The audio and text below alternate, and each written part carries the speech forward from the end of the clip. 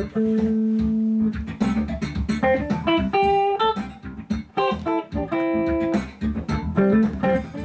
this is Munson with Munson Music, and we're going to talk about how you could really solo over just about any key. And normally, the key note of a song, normally 9 times out of 10, and actually there's lots of exceptions to this, but normally is the first chord. So if you're playing with somebody, for instance, and you're like, man, I have no idea what chords you're playing. I have no idea what's going on with what you're doing. A lot of times, if you just ask them what the first chord is, hey man, what's the first chord? If they say A major, then it's probably the key of A major. If they say A minor, it's probably the key of A minor. Now there are lots of exceptions to this, but just kind of taking this A minor, A major idea, I think that could be a really good example of how you could take one particular pattern and set it up to solo over any key. So for instance, we could take a pentatonic scale, and actually this so reminds me of my first lesson actually with Robert Newton, actually, because I had a degree in music at that point. And somehow we still gravitated towards, hey man, pentatonic scales work great on the guitar. So your typical A minor pentatonic scale, actually, normally what you would be playing is kind of doing something called pattern number 1 from the low E string on the 5th fret, which is an A note. So if you took your first finger and kind of set them up there, kind of 5th fret on the low E, then we'd be going to 8th fret on the low E. And then on the A string, we'd be going 5th fret on the A, to 7th fret on the A, same pattern on the D string, actually, kind of 5 to 7, 5 to 7 on the G string, and then 5 to 8 on the B string, and then 5 to 8 on the high E string. So the notes we're actually kind of playing is an A and a C, and a D and a E, and then a G, and then we kind of start over again. A and a C, and a D, and a E, and a G, and then an A, and a C. So A, C, D, E, G, A, C, relationship to kind of the notes of the scale, or you could just be thinking just those numbers, actually 5 8 5 7 5 7 5 7 5 8 5 8 as pattern number 1 of a pentatonic scale.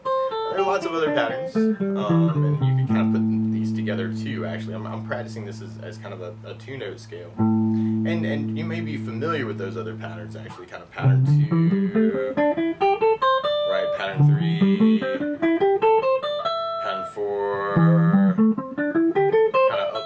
Actually, so some of you may have studied these patterns and how they move around. What we're going to be doing is talking about just that one pattern of kind of pentatonic, and how, first of all, how you could play some licks in that pattern, and actually kind of working some ideas that Robert Newton threw at me, and then taking that idea of this pattern and talking really quickly about how you can move that into playing over just about any key. And you could base your entire guitar career on this one scale and make lots of money if you find a job as a lead guitar player. So the idea here is you've got those notes, and there are lots of technical ideas that could be applied to that scale as far as how to play it. And actually, all these licks we're going to explore in pattern 1. You could explore those in pattern 2 and 3 and 4 and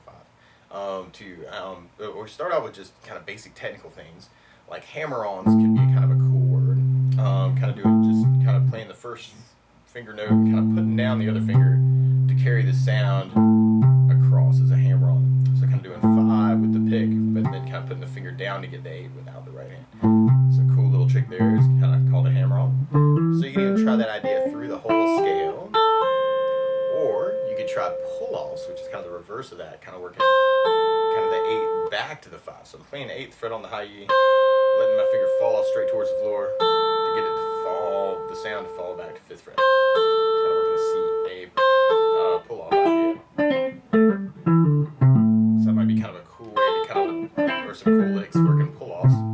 Or you could work slides as an idea, kind of playing the note and then letting your fingers slide up the string to carry the sound. And doing upward slides is a cool idea. Doing down slides is a cool idea. Just to kind of get used to that. Another idea is you could try and take bends as an idea, kind of taking a note and kind of pressing up and into the guitar at the same time. Sometimes adjusting where the thumb is, using the other fingers behind the note, can kind of help give you more leverage. The idea is you're riding the fret out, pressing up and into the guitar at the same time to get a bend sound. And there are lots of different bend variations. You can do pre-bends where you bend it first, let it come down. You can do two bends. You could do the called the Gilmore crazy bend, right? Trying to go really, really high. Watch out for broken strings. Or you could take just that bend idea and kind of try it through the pattern, which would be kind of cool. Or another idea that's based off of bends is something called vibrato, where you kind of bend the note and then do a lot of little teeny bends after you got it bent up. So you bend the note and then do a lot of little bends at the end of that. So you may kind of taking the vibrato idea and trying that through the scale can be cool.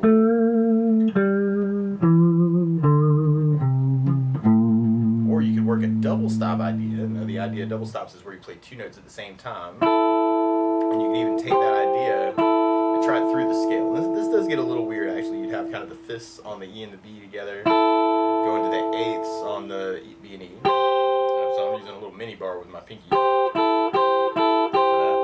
And then you'd have fifths on the G and B. You'd have a 7 on the G, 8 on the B, kind of adjusting it for the pattern.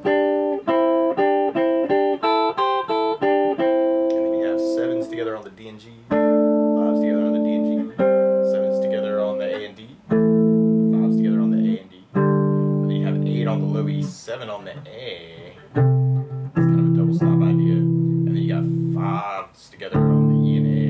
So I'm actually kind of taking almost a fourth shape idea and then adjusting it through the scale, which could be a cool sound to play around with too. Or there's lots of grammar ideas, and this is where I kind of hit Robert Newton territory. His doing like patterns of 3 is kind of a cool idea, where you could organize the scale in groups of 3 notes.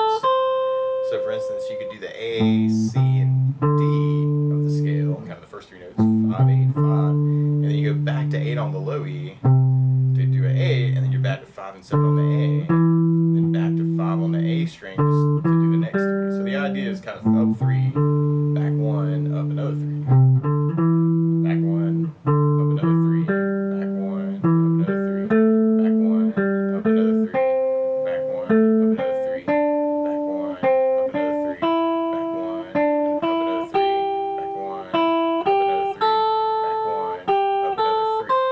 So kind of 1, 2, 3, 1, 2, 3, 1, 2, 3, 1, 2, 3, kind of as a grammar idea, which you could try from the bottom of the scale, kind of an A, C, D, C, D, E, D, G, E, G, A. Or you might even start feeling that in triplets actually.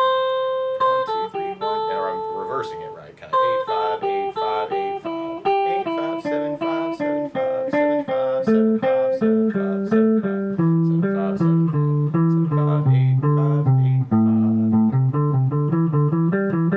It's a very cool grammatical thing, or a way to organize the scale. Kind of working patterns of 3. Or patterns of 4 can be cool, and actually end up with some cool finger rolls this way. Kind of doing the 5, 8, 5, 7, kind of the four notes of the scale. 5, 8, 5, 7. And then you go back to the 8 on the low E for the C note, and then do another 4 notes. So kind of 1, 2, 3, 4, back to the low E 8. 1, 2, 3, 4, back to the A on the 5th. For 1, 2, 3, 4, back to the E on the 7th. For 1, 2, 3, 4, back to D on the 5th. 1, 2, 3, 4, back to D on the 7th. 1, 2, 3, 4, back to G on the 5th. 1, 2, 3, 4, back to D on the 7th. 1, 2, 3, 4, back to the E on the 5. 1, 2, 3, 4. 1, 2, 3, 4, 1, 2, 3, 4, 1, 2, 3, 4, 1, 2, 3, 4, 1, 2, 3, 4, 1, 2, 3, 4, 1, 2, 3, 4, 1, 2, 3, 4. Or you could reverse that idea, and you end up with some really cool spots. Actually, there are a lot of places when you're working patterns of 4 where your first finger ends up in a position to drop a string in the pattern, and you may want to try that as almost as a finger roll. For instance, like if you did D on the 5th fret, and then you kind of lay it down with too much of the finger, you can almost roll it into the A string 5th. almost kind of do that same idea with the third finger on the other side, kind of coming into the string with too much finger to roll it to the next note, and working the patterns of 4. So kind of 1, 2, 3, 4, but then you can't really do it here. But 1, 2, 3, 4, but then you can do a roll to the A fifth, roll to the A 7, roll to the D fifth, roll to the D 7, roll to the G fifth, but then you've got G on the 7, so you can't really work it there, but you can do it right here from the high E to the B string fifth to the high E. So you may find some really cool places where you may be able to set your finger up so you don't have to actually pick it up and then stick it back down. You can kind of work too much of it, almost like a bar kind of an idea, a little bar idea. 2, 3, 4, 1, 2, 3, 4, 1, 2, 3, 4, 1, 2, 3, 4, roll. That kind of an idea can be kind of cool.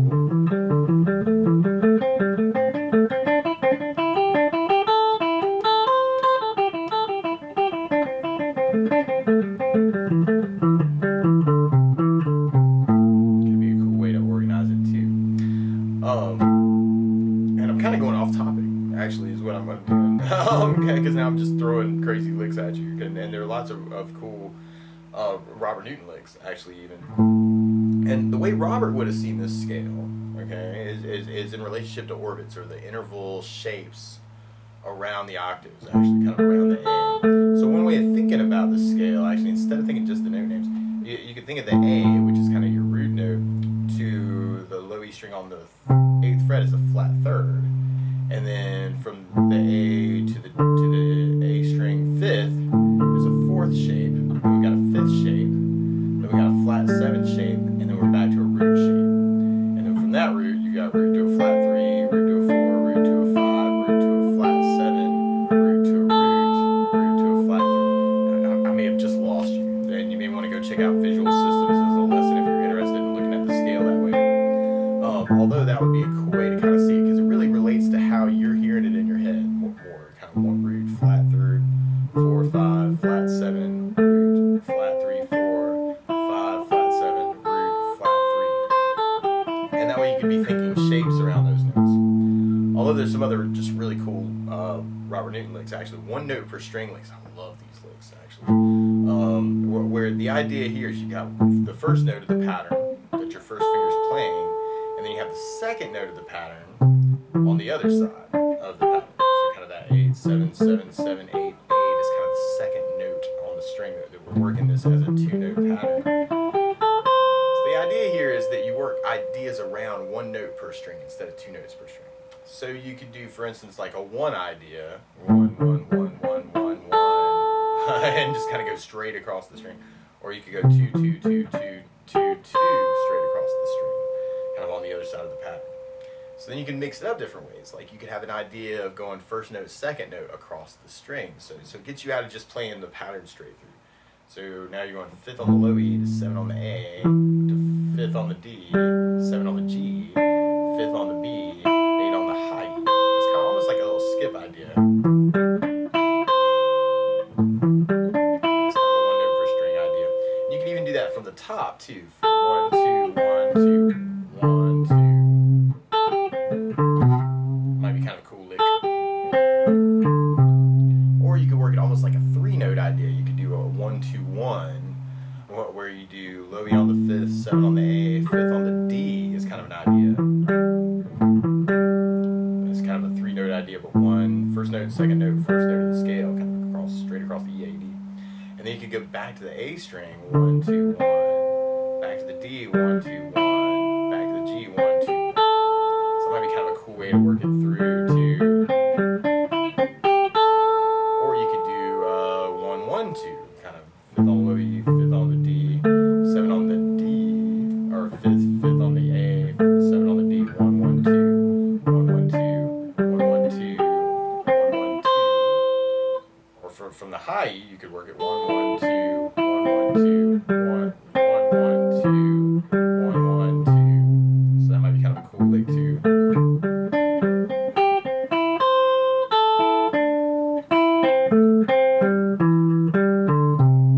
Kind of working it through the could work a 2-1-2, which could be kind of cool. Second note, first note, second note. And you almost have a chance to do the finger roll idea, actually, to get back to the A7 for 2-1-2, and then the D string 2-1-2, and the G string 2-1-2. Might be a cool lick. Or from the high E, 2-1-2, 2-1-2, 2-1-2, 2-1-2. Kind of working at that idea. Or you could do 2-2-1, kind of 2-2-1, 2-2-1, 2-2-1, 2-2-1. Or 2-2-1, 2-2-1, 2-2-1, 2-2. It's kind of cool. So just different ways of kind of mixing up the scale can be cool. And Robert actually threw this idea at me, actually, and I stumbled upon it listening to some old lesson tapes the other day, and I thought this was a really cool idea. Is you can almost think about the A minor, okay, and some of you will follow this and some of you won't, and that's cool. Normally A minor would be the 2 chord in the key of G. So if we were in the key of G major, you'd have G majors and A minors, B minors, C majors, D majors, E minors, F sharp diminished, and then back to the G major. Kind of through that scale. So you could think about the A minor as the 2 chord in a key. Okay, let me follow that. In the key of G, A minor is the 2, G to A is a 2. Actually, that might be another way to think about it. And so the 2 major chords that happen in that key are C major, C, E, G, and then D major, D, F sharp, and A. So this might be kind of cool, actually, and Robert threw this at me as a, here's something to drill orbits with roots, thirds, and fifths, so major chord shapes as a lick idea. So you start with the C major chord, and actually we kind of work in 3-note ideas here too. You have C, E, and G, and then on the A string you got D, F sharp, oh this is cool, D on the A, F sharp on the D string 4th fret, and then an A note is on the D string 7th fret. So I'm going 8, 7, 5, go to the A string 5th for 5, 4, 7, kind of working D major. So C major, C, E, G, D major, D, F sharp, A. But I'm thinking root 3, 5 from the C, root 3, 5 from the D. Then, this is the coolest part of this, Robert. Then you go to the 3rd of the C chord. So we go to the E note, and then the 5th of the C chord, which is the G note, and then the C on the G string 5th, kind of E, G, C. And then we take the 3rd of the D, kind of the F sharp, and then go into 7 on the D for the A, and then 7 on the G string for the D note. So this is crazy. Hopefully you got some tab that you're looking at right now. Kind of working C, G, D, F sharp, A, E, G, C, F sharp, A, D. Then we go to the 5th on the D string for the 5th of the C chord. And now we're going 5, root 3 for C, kind of 5, 5, 5 on the D, G, and B. And then we go to the 7th fret on the D string for the 5th of the D chord. And then now we're going 7, 7, 7, kind of 5, root 3 for the D. Then we go to the 5th on the G string for the root of the C chord. 3rd of the C chord is the 5th on the B. 8 on the B string is your G note, C, E, G. Then we go to 7 on the G string for a D note, 7 on the B string for an F sharp note, 5th on the high E for an A note, D, F sharp, A, kind of working the D chord. And at the end, you could even do the E note on the B string 5th fret, 8th fret on the B string for a G note, 8th fret on the high E for a C note. And if you wanted to get really crazy, then you could even kind of slide that idea over to get over to the other D, kind of working that same idea. So it's going C major arpeggio, D major arpeggio, C major arpeggio, D major arpeggio, and then you're alternating where you're starting in the chord from the root to the 3rd to the 5th back to the root. It's kind of crazy, but hopefully you got some tab if you kind of dig on that lick. I thought this was awesome. So you got C, E, G, D, F sharp, A, E, G, C, F sharp, A, D, G, C, E, A, D, F sharp, C, E, G, D, F sharp, A, E, G, C, and then F sharp, A, D.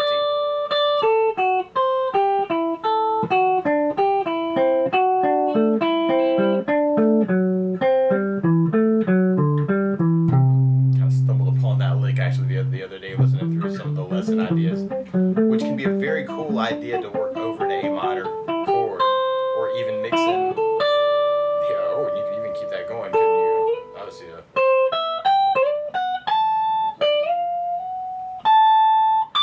my gosh, it'd get crazy up there. But so that might be another cool idea to use over an A minor chord, is kind of thinking about it as C majors and D major ideas over the top of that too. So I just thought that was a cool idea to even take the pentatonic ideas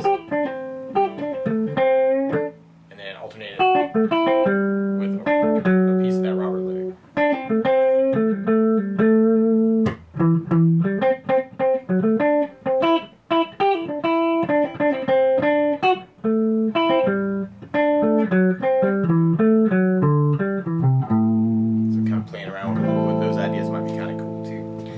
Now the main focus of this video was supposed to be how you move things around to other keys, and I've gone off topic, giving you a ton of A minor ideas to practice, you know, little words to kind of be able to say some stuff in that scale.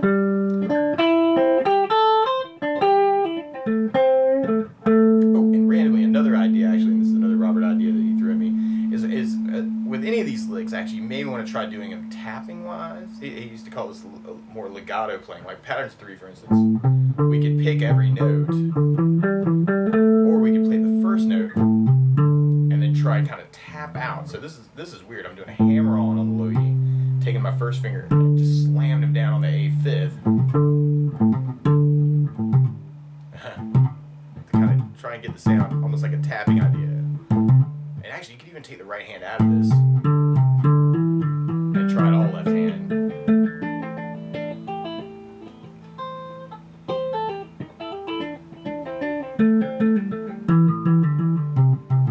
Might be kind of a cool way to kind of just get used to doing some left hand tapping.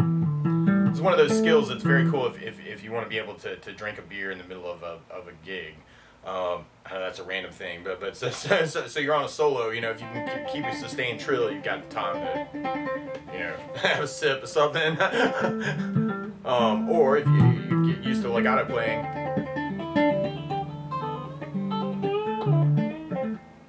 you can still kind of get something to come out while you're occupied with your other hand. But anyway, so that might be kind of a cool idea too. Key-wise, the main concept here with moving lead guitar stuff around, you got your A minor scale that works off of the A note on the low E string, and that works for an A minor chord. So if you're playing an A minor chord, if the first chord is an A minor, all those licks we were just talking about work to solo over an A minor chord.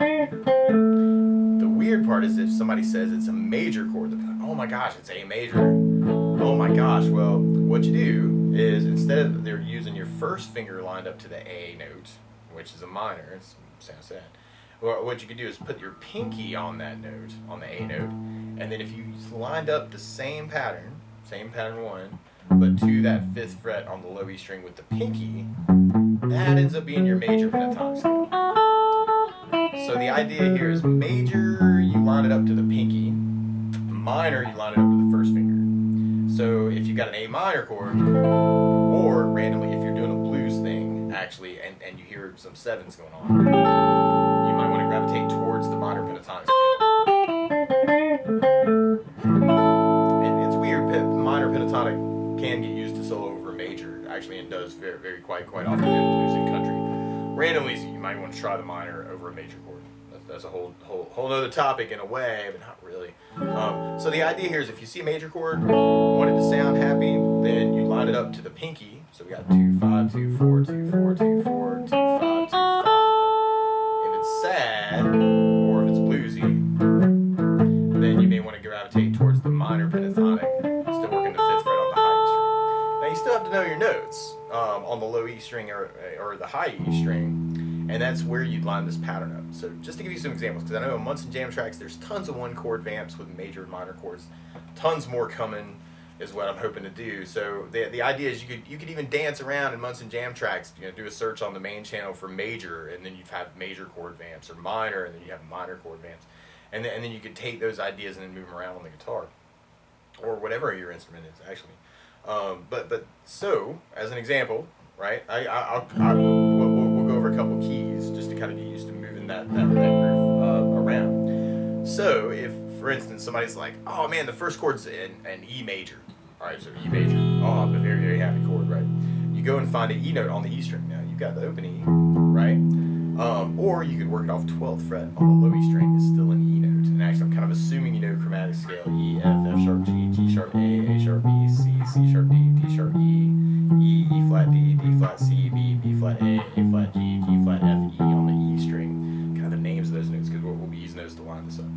So you got your pinky on the low E string for the E note because it's a major. So your E's on 12. It's a major groove. You want it to be happy. You start lining up the pinky on 12, and now you got 9, 12, 9, 11, 9, 11, 9, 11, 9, 12, 9, 12.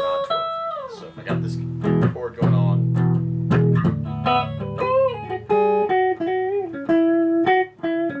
that's where I would line that up.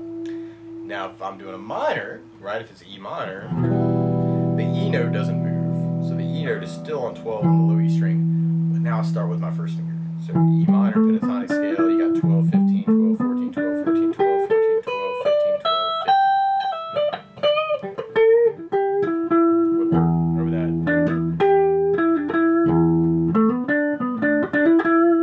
And that's kind of cool because you can kind of hear that in relationship to just the open string. E major, E minor. Kind of hear the sadness. So a couple song examples randomly. All right, so and actually some of these, ooh, yeah, okay. So can't you see, right? Where we kind of start on the D, and then C, and then a G, and then back to D. So randomly we're in the key of G major. However, the first chord is a D note, and actually to solo over that song, actually, you would use a D minor pentatonic scale. It's kind of a country exception randomly. So your D note is on the low E 10. If you wanted a major, actually you kind of line up to the pinky, and that's our first chord. So you can have a really happy sound that way. D major pentatonic scale.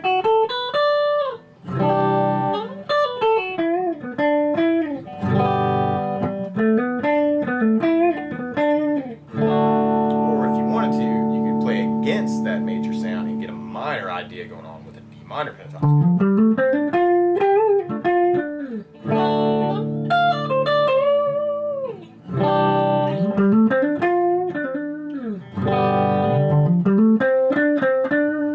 Actually do too, just kind of work off that D minor pentatonic scale. If we have some other song examples, like what if we were in wow, this was a good one actually, and this one's kind of weird too. The first chord is an A major. Alright, I'm thinking of Fly Away by Lenny Kravitz. You got an A major, and then a C, and then a G, and then a D. So all the chords are major, and a lot of rock tunes will do this actually, and it kind of works off the power chord idea, but you start hearing everything as a major chord. So A major is the first chord. You could use a major pentatonic scale, kind of A note on the low E string, 2, 4, 5, 2, 4, 2, 4, 2, 4, 2, 5, 2, 5. But when that C hits, it starts sounding a little off. It's almost too happy.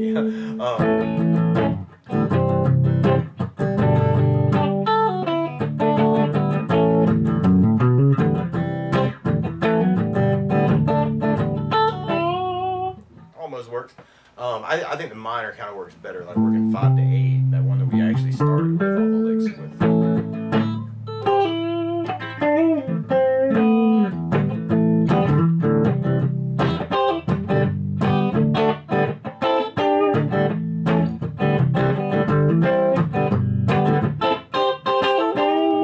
And what I'm really kind of doing, I just jumped into a groove, right?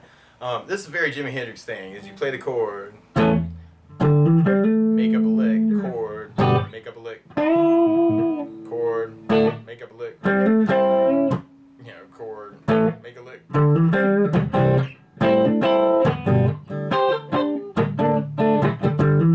that's all really, really sloppy. I'm trying to kind of play the chord so you can hear the chord, jump into a lick, back and forth. So I think with that particular song, actually, you end up kind of working a minor groove over the top of that. Wow, let's see, Last Dance with Mary Jane, so Tom Petty tune. Actually, I guess he does a capo 1, but if you're doing it open, the first chord would be A minor. So we find the A note on low E, kind of work that pentatonic scale just where we were doing. If the first chord was a D minor, right, we kind of talked about this a little bit with Can't You See? Louis 10. Since it's minor, you start first finger. Some other examples. If our first chord was A flat major. Oh my gosh. A flat's on the Louis 4th fret. Since it's major, you'd line the pinky up to it. It starts 1 4 1 3 1 3 1 3 1 4 1 4.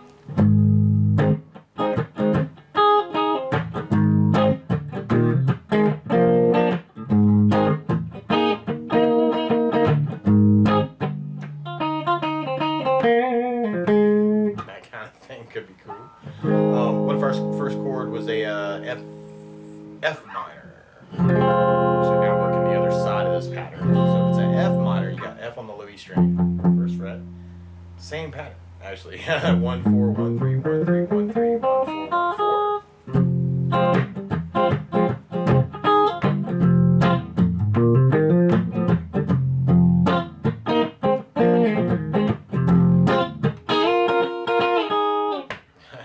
Kind of working that kind of groove. What if our first chord was C sharp minor? A message in a bottle kind of groove, right? C sharp minor, C sharp's on the Louis string on the 9th fret, and since it's minor, we start 9 12 9 11 9 11 9 11 9 12 9 12. If our first chord was a B flat minor, like Chameleon, as we heard Hancock.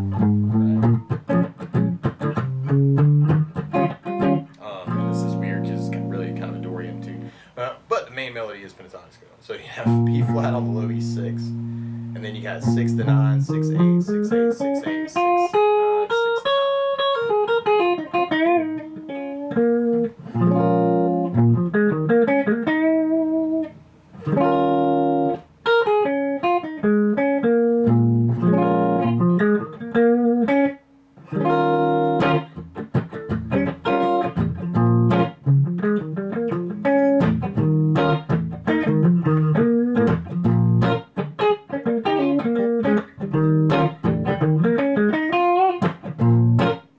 that might be kind of cool too.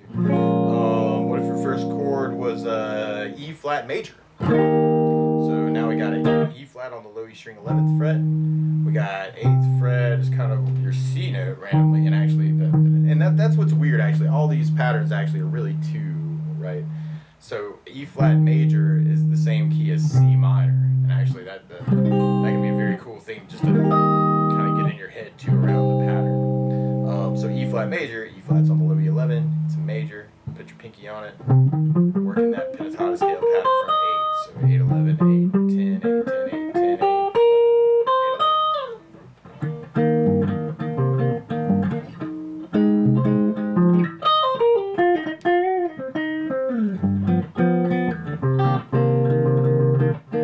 kind of thing.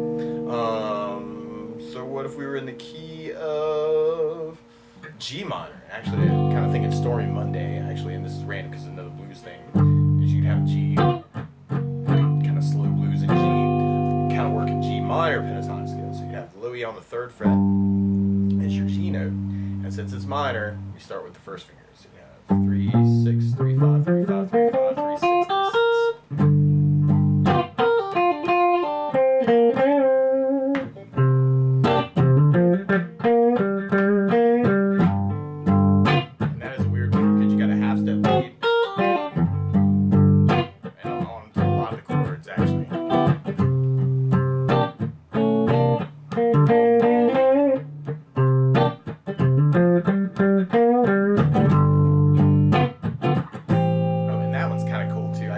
Monday, and this is Allman Brothers tune. It's really a T-Bone Walker tune.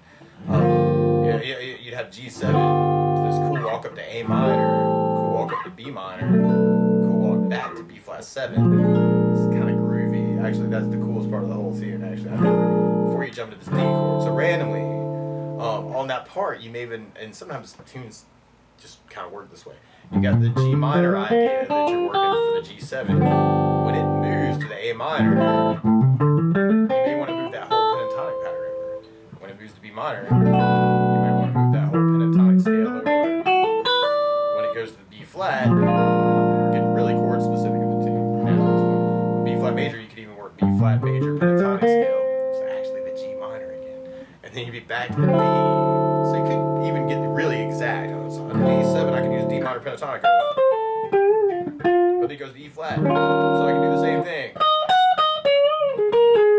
kind of move it over fret, back to the D minor, back to G7. You know, so you could take the patterns that we're doing, and rather than just thinking about a generalized key idea like the first chord, you could move the pattern every time it changes chord. So if you wanted to get really crazy with it, that could be cool. G, A minor, B minor, B flat, and then D, E flat, and then back to G. Now for the turnaround. C, G, D. So if you want to get really chord specific, you can do that with pentatonic even, and actually a lot of other scale patterns too. But that can be a very, very cool way to kind of work into. So a couple other examples. So what if you're in B major? So now we got a B major chord, working B note on the low E string, and you put your pinky on it because it's a major. Kind of working B major from the 4th fret on the E string. So 4, 7, 4, 6, 4, 6, 4, 6, 4, 7, 4, 7.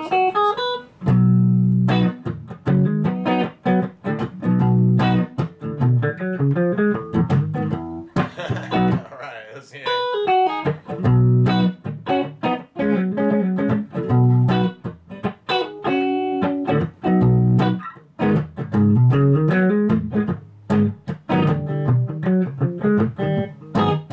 G sharp minor singing.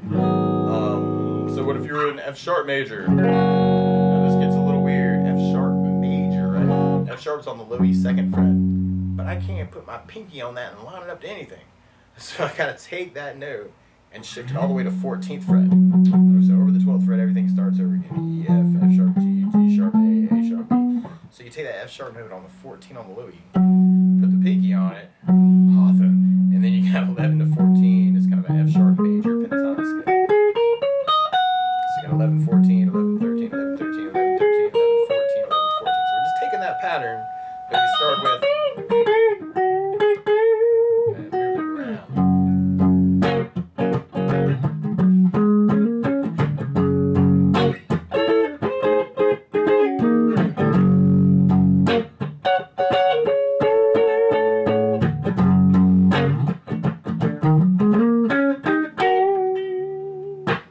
That might be kind of cool to, you know, kind of working that F sharp major groove that way. So there's 12 keys, 12 major keys, 12 minor keys, and actually, actually, if you get used to seeing the patterns that way, kind of the A major or A minor that we started with, right? That's where your first finger note is. The majors start on the pinky, so a C major groove and an A minor groove can use the same scale, actually, the same pentatonic scale, and that's something called your relative minor. You got a C major, A minor is a relative minor. To A major, F sharp minor is a relative minor. And it's always that same distance, actually. It's the distance of a flat third, randomly, between what normally in a major key we call the 6 to the 1. If you're thinking of it in a minor key, this is from the 1 to the flat third. So it just kind of depends on how far that skipping over 2 frets shape is. But that's that first shape we start with in the scale.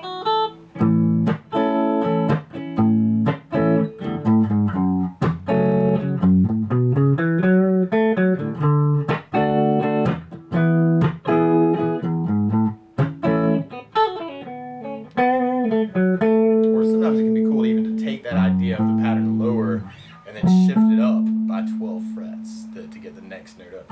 So the F sharp on the low E 2nd fret, well, there's an F sharp note on the 14th fret. So if you wanted to sound more like a lead guitar idea, you want to try and get it higher up on the neck. So where electric guitars, the real guitars, in the words of Phil Watson, kind of play in. So you maybe have that F sharp minor working higher on the neck. Gives you more lead weight, I guess. Or it just sounds more like a lead guitar if you're higher.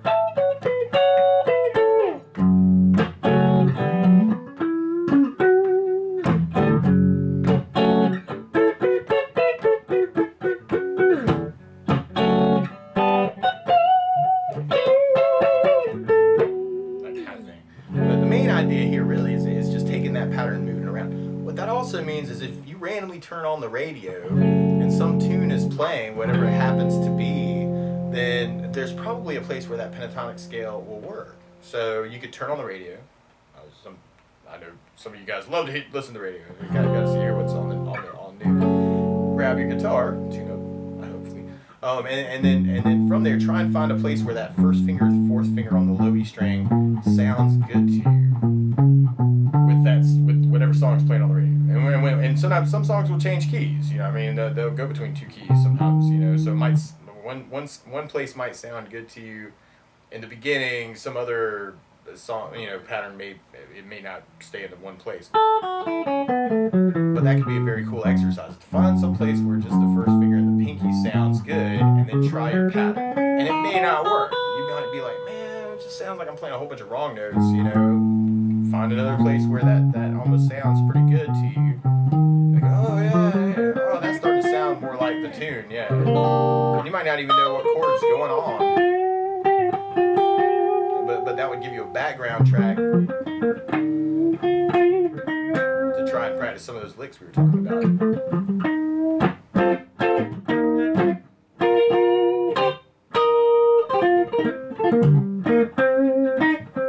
That kind of thing. So working bends and hammer-ons and slides and tremolo. And you'll gravitate towards some things. You'll find some licks that you really like the sound of, and you'll be like, dude, that's my style, man. Or you may be one of those guys that's like, I gotta play that solo exactly like the recording. If you're a Floyd fan, you're like, dude, I gotta play that solo note for note exactly like Gilmore. And that's cool. And you may end up with some licks actually that you see in the pattern, or you might be working on a song and stumble upon, oh my gosh, man, that's almost that pentatonic pattern. And then all of a sudden, you got some more licks.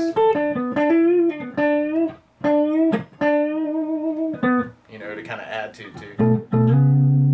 your little vocabulary of stuff that you can do in the pattern. So you want to experiment, find some licks that you like to steal, and then design your own licks. You may want to grab some crazy notebook and then start tabbing out things that you like the sound of, and then that way you can practice through those, and then that's your vocabulary. Those are the things that you can say with your guitars would be in your lick book.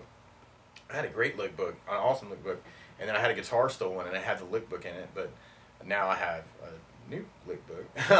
So you may want to play around with that idea too. You could write them down, and that way you've got all the licks that you really like. You might want to start with some of the licks in here that we talked about that you really like. You might want to go and copy down some of the tab, get your lick book started with some of my licks. Feel free to, or some of Robert's licks, and just feel like you can kind of build on that and kind of take that and then work some stuff. So that's the basics of how you could kind of take pattern 1 of pentatonic scale and then have a whole bunch of licks in it. And I know I went crazy off topic, talking about one note per string, patterns and patterns of 3, patterns of 4, all that cool triad stuff that you could work around the lick too, kind of working that CD idea around the A minor. But anyway, so best of luck, and I hope that helps kind of see like how you could solo in any key, really kind of using that one pattern and kind of try and train your ear to what sounds good. Just turn it on whatever you're listening to and try and jam with it. So best of luck.